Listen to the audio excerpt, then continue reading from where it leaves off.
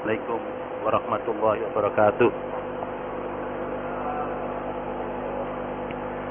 Bismillahirrahmanirrahim. Alhamdulillah hamdan yuwafi ni'amahu wa yukafi mazidah. Ya Rabbana lakal hamdu kama yanbaghi li jalali wajhikal karim wa 'azimi sultanik. Asyhadu an la ilaha illallah wahdahu la syarika lah wa asyhadu anna Muhammadan 'abduhu wa rasuluhu la nabiyya ba'dah. Allahumma salli wa sallim ala Muhammad wa ala alihi wa ashabihi wa mawalah. Amma ba'du, ma'asyiral muslimin rahimakumullah. Alhamdulillah, segala pujian kepada Allah yang telah melimpahkan nikmat karunia-Nya kepada kita semua ini, khususnya nikmat iman yang mendorong kita datang ke masjid ini untuk mengingat Allah dengan melakukan salat berjamaah. Kita sempurnakan mengingat Allah itu dengan hati kita, dengan lisan kita, dan dengan anggota tubuh kita ini. Dan ini merupakan sebuah kenikmatan lahir maupun batin. Bagi orang beriman akan bisa menikmati perjumpaannya dengan Allah Subhanahu wa taala lewat salat yang baru saja kita lakukan itu. Maka dengan mengingat Allah dengan benar, hati kita ini akan menjadi tenang. Hati kita akan menjadi damai. Perasaan bahagia akan kita rasakan dalam hidup ini. Bapak-Bapak sekalian yang kami hormati, dan kita ini harus pintar-pintar untuk bisa menikmati hidup dan kehidupan ini. Jangan sampai kita tidak bisa menikmati Islam ini sebagai karunia. Jangan sampai kita tidak bisa menikmati hubungan kita dengan Allah Subhanahu wa taala seperti salat yang baru saja kita lakukan. Maka orang yang bisa menikmati salat sebagai sebuah karunia, maka dia akan berupaya untuk semakin dalam dalam menikmati hubungannya dengan Allah Subhanahu wa taala. Apalagi Bapak dan sekalian, salat yang kita lakukan ini merupakan sebuah penegasan akan keberadaan diri kita sebagai hamba Allah dalam hidup dan kehidupan ini.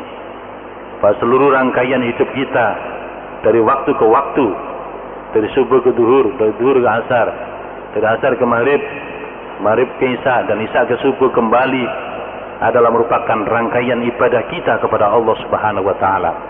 Apapun tugas kita, apapun status dan kedudukan kita, apapun pekerjaan yang kita lakukan, semuanya merupakan wujud pengabdian kita kepada Allah Subhanahu wa taala.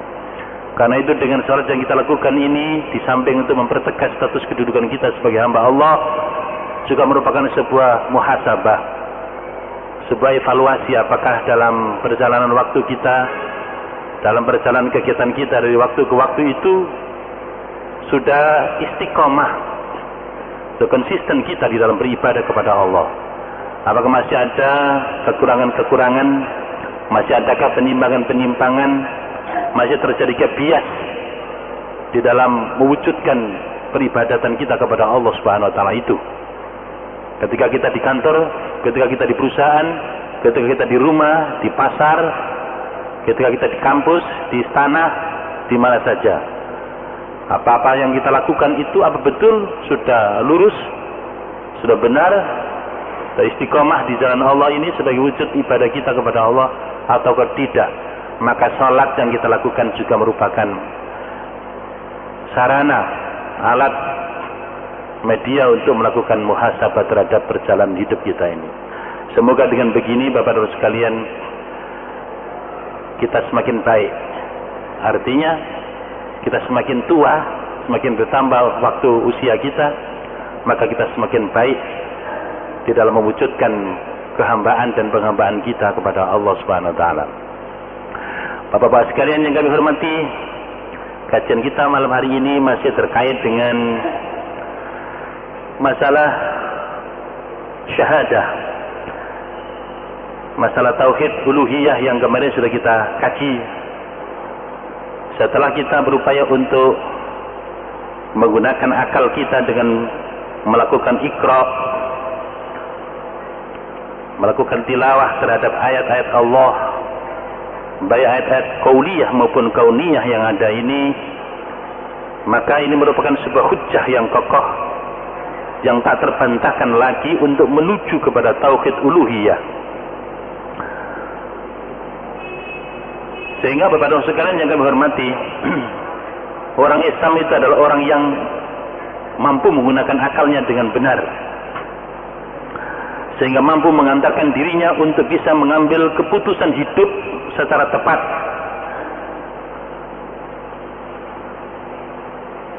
Yaitu menuju kepada syahadah itu sendiri. Dan yang disyahadatkan itu adalah hal yang sangat pokok, yang merupakan hakikat hidup yang akan dinyatakan, yang akan diperjuangkan selama hayat di kandung badan. Bapak dan sekalian yang kami hormati, yang lalu kita sudah menyampaikan mengenai tema atau inti daripada dakwah seluruh para rasul, bahwa inti dakwah seluruh para rasul adalah tauhid uluhiyah itu sendiri, yaitu mengantarkan umat manusia ini untuk sampai kepada tauhid la ilaha illallah Muhammadur Rasulullah, itu kepada tauhid uluhiyah la ilaha illallah. Karena itu Bapak dan sekalian kami hormati, karena tauhid uluhiyah ini adalah merupakan pokok, dan kemarin sudah kita sampaikan, yang merupakan asas, yang merupakan inti daripada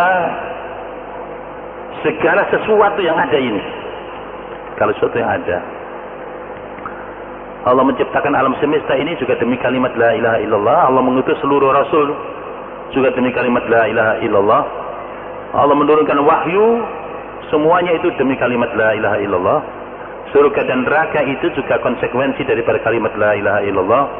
Adanya mizan, timbangan yang ada nanti pada yaumil hisab, itu adalah juga konsekuensi daripada kalimat la ilaha illallah.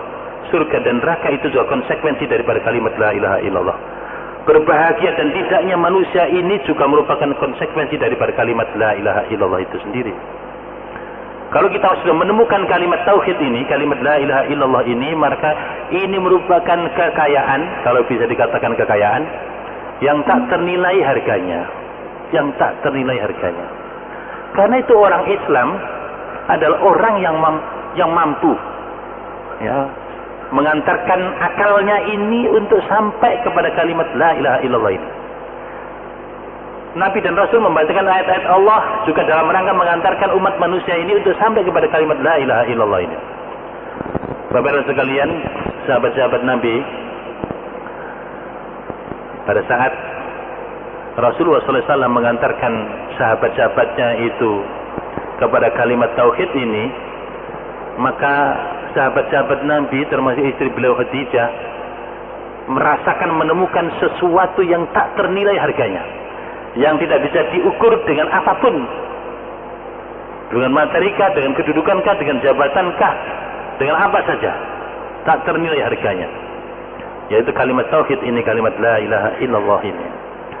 Nah, bapak-bapak sekalian yang kami hormati, maka bila kita sudah memahami kalimat ini dengan benar,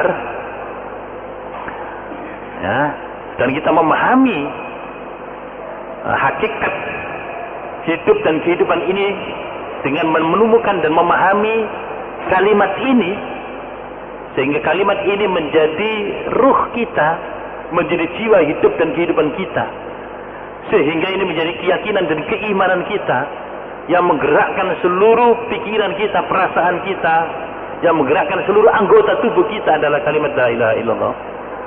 Sehingga kalimat la ilaha illallah itu bukan sekedar menggerakkan kepala kita untuk gerakan la ilaha illallah, itu sudah cukup bagus, atau menggerakkan nafas kita, ya, ada aliran pernafasan, ya, kalimat la ilaha illallah untuk menggerakkan nafasnya, ya, tenaga dalam dengan menggunakan kalimat la ilaha illallah, ya sudah lumayan.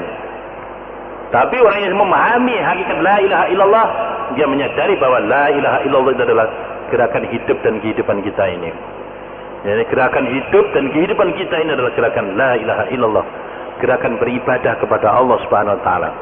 Sehingga la ilaha illallah ini merupakan gerakan ideologi, gerakan politik, gerakan ekonomi, gerakan sosial, gerakan budaya, gerakan pendidikan, gerakan hidup dan kehidupan ini.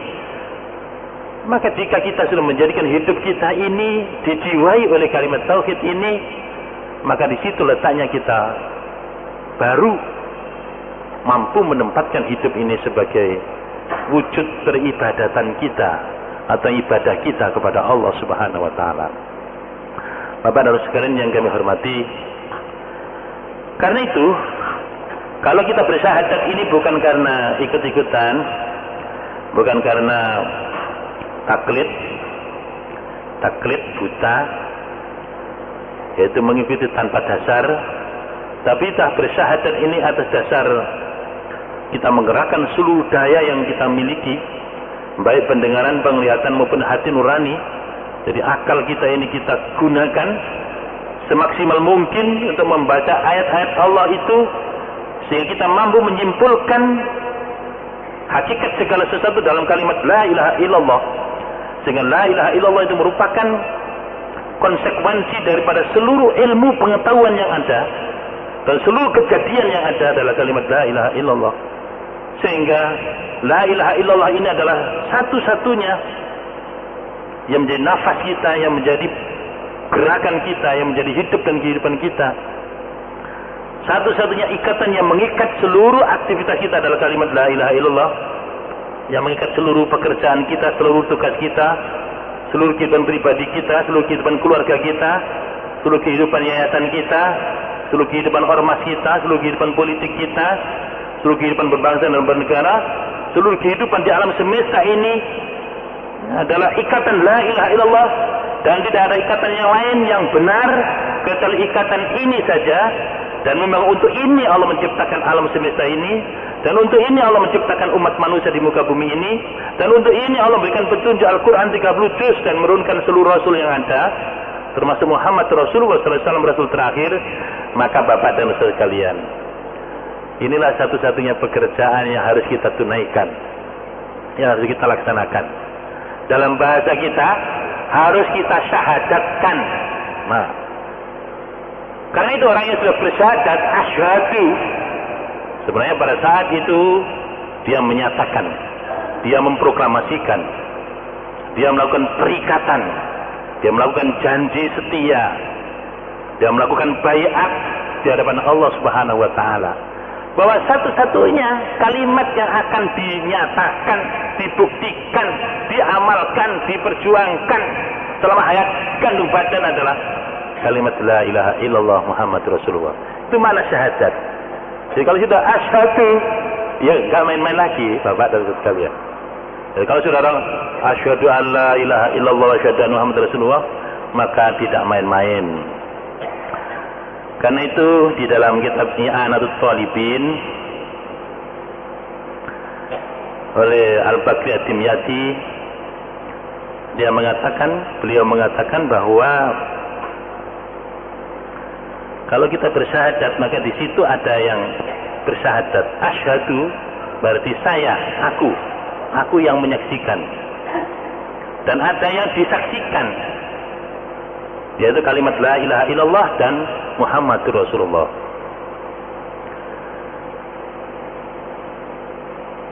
Dalam kitab As-Simarul Yani'ah oleh Syekh Muhammad Nawawi Al-Jawi, beliau menyatakan bahwa ada 5 rukun syahadat itu. Pertama adalah syahid, as-syahid, yang menyaksikan. Jadi orang yang berilmu, Bapak dan Ibu sekalian, orang yang menggunakan ilmu dengan benar, selanjutnya dia menyimpulkan keilmuannya itu, maka dia menjadi asyahid. Itu asyahid yang menyaksikan, yang menyaksikan dengan jelas, sebagaimana dia menyaksikan sesuatu di siang bolong, jelas dia adalah sosok muwahhid yang mentauhidkan Allah Subhanahu wa taala. Jadi syarat pertama adalah syahid, rukun syahadat itu, yang menyaksikan. Yang kedua menurut Syekh Muhammad Nawawi Al-Jawi adalah masyhud, al-masyhudu lahu, yang disaksikan baginya, yaitu Allah dan Rasulullah Muhammad sallallahu alaihi wasallam. Jadi yang menyaksikan ya siapa saja, ya kita ini orang Islam adalah syahid yang menyaksikan. Yang kedua al-masyhudu lahu, yang disaksikan baginya, yaitu Allah dan Rasulullah Muhammad sallallahu alaihi wasallam.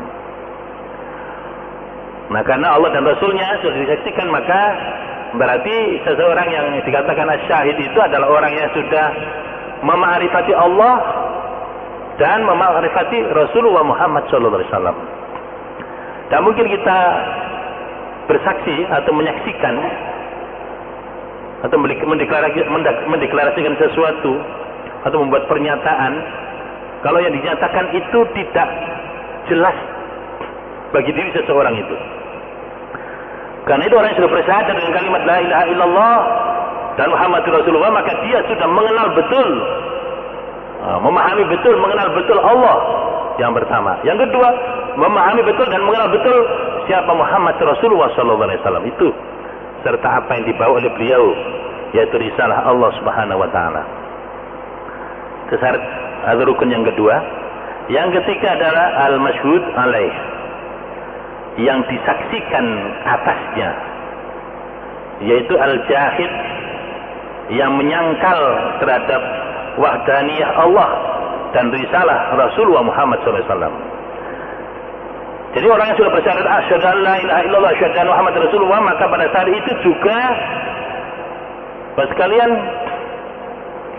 dia melihat siapa-siapa sebaliknya daripada asyahid itu sendiri, yaitu al-jahid, yaitu orang yang menyangkal, orang yang tidak mengakui, lebih lanjut lagi meyakini tentang keesaan Allah secara uluhiyah, maupun tidak mengakui terhadap risalah yang dibawa oleh Muhammad Rasulullah SAW. Jadi kalau orang itu sudah bersyahadat dengan asyhadu an la ilaha illallah asyhadu anna Muhammad Rasulullah, maka di sana menjadi jelas siapa yang menjadi hamba Allah, yang menjadi pengikut Rasulullah Muhammad SAW, dan siapa yang mengingkari Allah dan mengingkari Rasulnya Muhammad SAW, serta apa yang dibawa oleh beliau, yaitu risalahnya.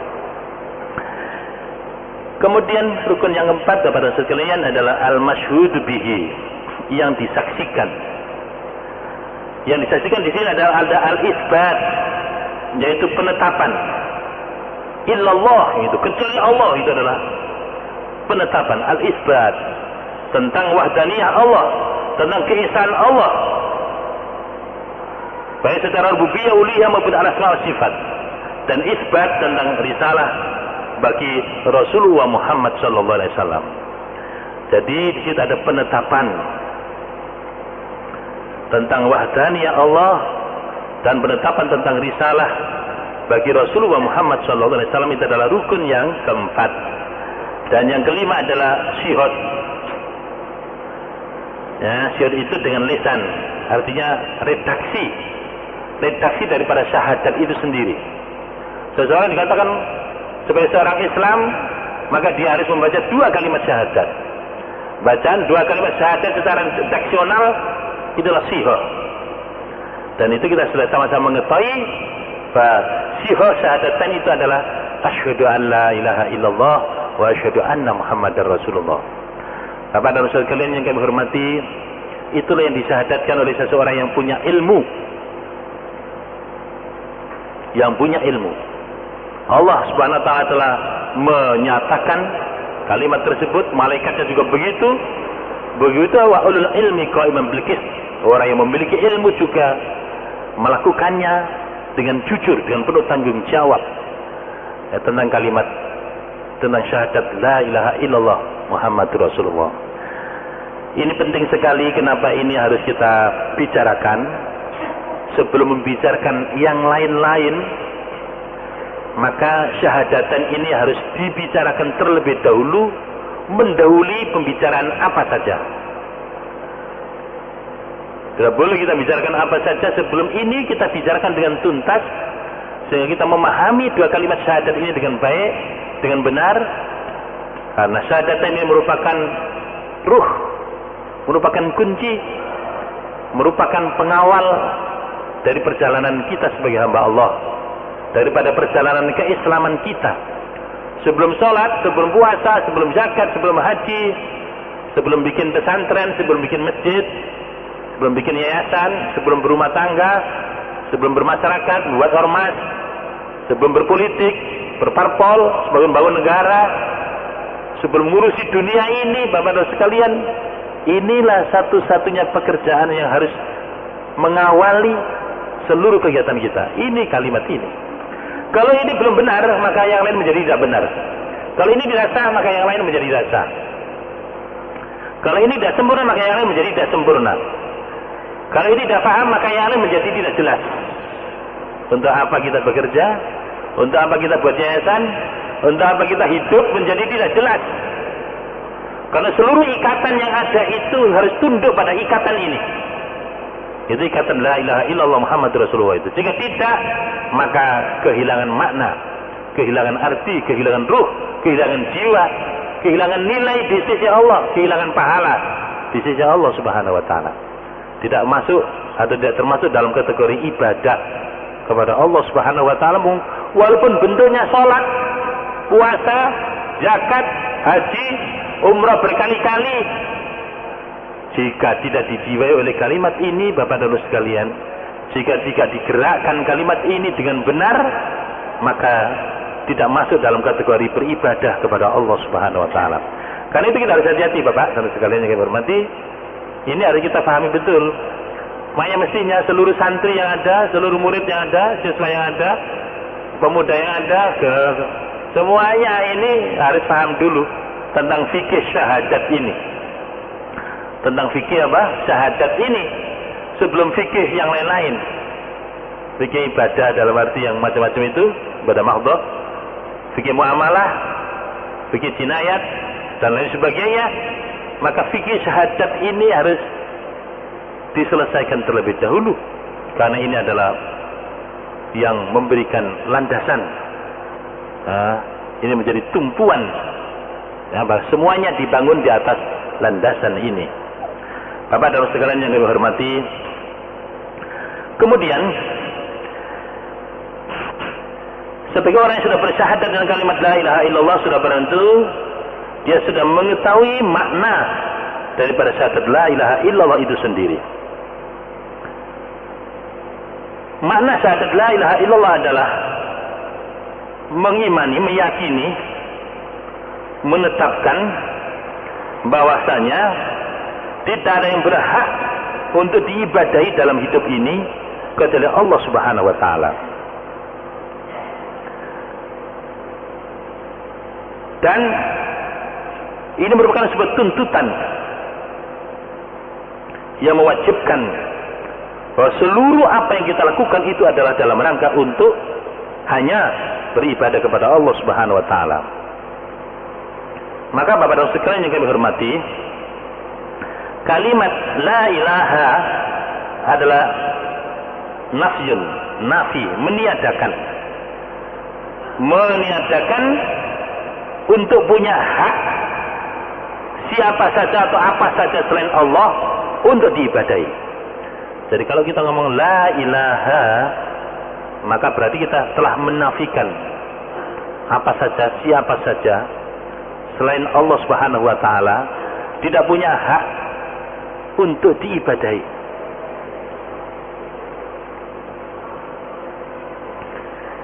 Karena itu kalimat la ilaha illallah secara ijmali, secara global, maknanya adalah la ma'budu bihaqqin illallah. Tidak ada yang diabdi secara hak kecuali Allah Subhanahu wa taala. Nah ini Bapak-bapak dan saudara sekalian yang kami hormati, jadi makna daripada syahadat kita yang pertama La ilaha illallah itu maknanya adalah la ma'budu bihaqqin illallah. Tidak ada yang diabdi secara hak kecuali Allah Subhanahu wa taala. Nah, seringkali kita masih mendengarkan atau membaca ya, arti daripada la ilaha illallah itu la ma'budu illallah. Tidak ada yang diabdi kecuali Allah. Salah, Pak.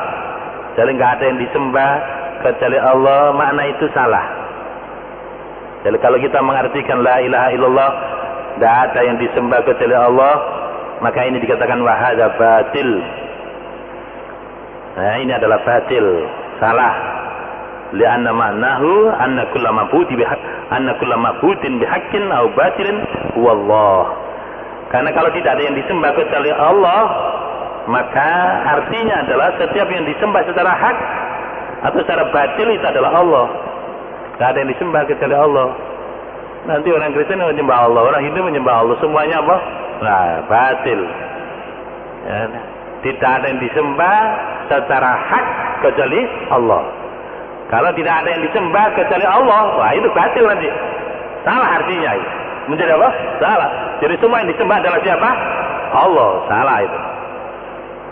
Karena kalau kita membaca asyhadu an la ilaha illallah, maka kita memahami bahwa kita bersaksi bahwa tidak ada yang diabdi disembah secara hak kecuali siapa? Allah. Secara hak. Kecuali siapa? Allah Subhanahu wa taala. Kalau kita terjemahkan tidak ada yang disembah kecuali Allah, maka itu arti yang salah, yang batil. Ada juga yang mengartikan la khaliqa illallah. Tidak ada yang menciptakan segala sesuatu ini kecuali Allah.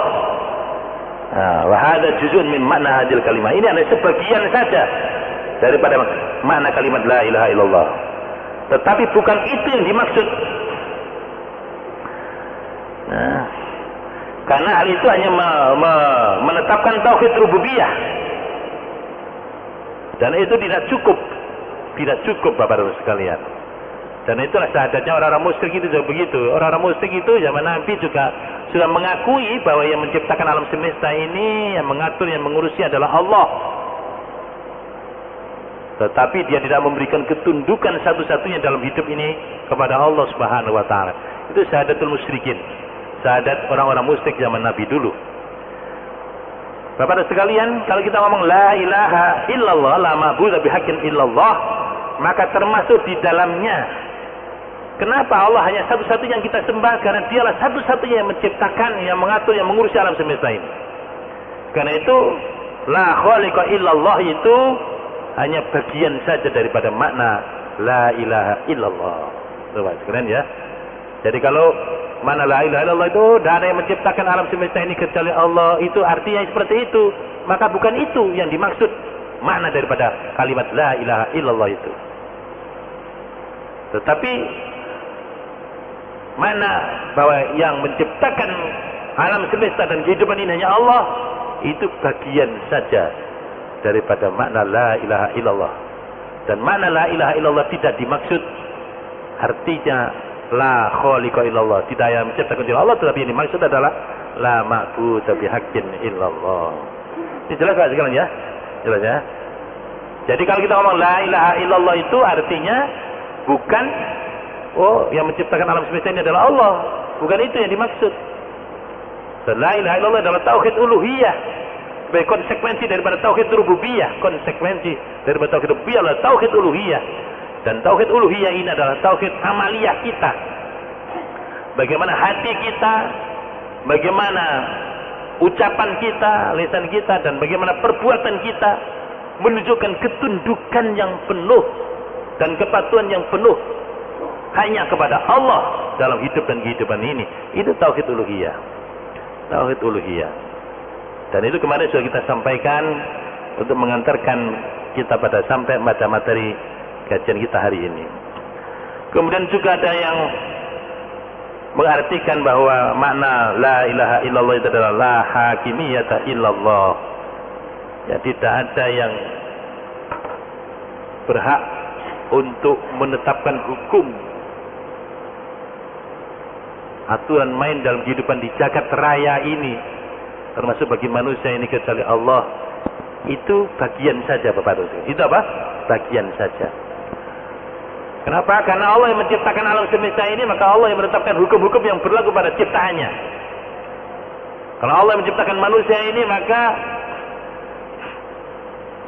hukum Allah yang pasti berlaku pada makhluk ciptaannya, termasuk manusia ini. Nah, kita hanya bagian saja daripada kalimat apa? La ilaha illallah itu sendiri. Nah, Bapak-bapak sekalian yang kami hormati, jadi yang benar, tafsir yang benar pada ulama salaf dan para ahli, yaitu bahwa makna la ilaha illallah itu adalah la ma'bud bihaqqin illallah. Tidak ada yang diabdi secara hak kecuali Allah saja. Kemudian Bapak-bapak sekalian, yang kedua makna syahadat anna Muhammadar Rasulullah, yaitu kita mengakui dan meyakini baik secara batin maupun lahir bahwa sesungguhnya Muhammad itu adalah hamba Allah dan Rasulnya yang diutus untuk manusia secara keseluruhan. Dan selanjutnya kita mengamalkan apa yang dituntut terhadap syahadat Muhammad Rasulullah itu dengan jalan mentaatinya terhadap apa yang telah diperintahkannya, membenarkan beliau Muhammad Rasulullah terhadap apa yang telah dikabarkannya, dan menjauhi apa yang dilarang oleh beliau. Dan kita tidak mengabdi menyembah Allah kecuali dengan apa yang telah disyariatkan. Nah itu hasilnya. Jadi kalau kita ini bersyahadat dengan wasyhadu anna Muhammad Rasulullah, maka kita mengakui, meyakini tentang keberadaan beliau Muhammad sebagai abduhu, hamba Allah, sekaligus wa rasuluhu, rasulnya. Dan beliau diutus kepada manusia ini secara keseluruhan.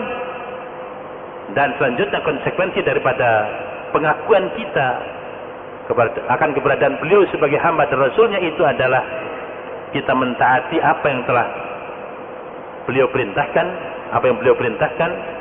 membenarkan tentang apa yang telah beliau kabarkan, dan apa yang kabar dari beliau itu kita benarkan. Dan kita menjauhi apa yang dilarang oleh beliau.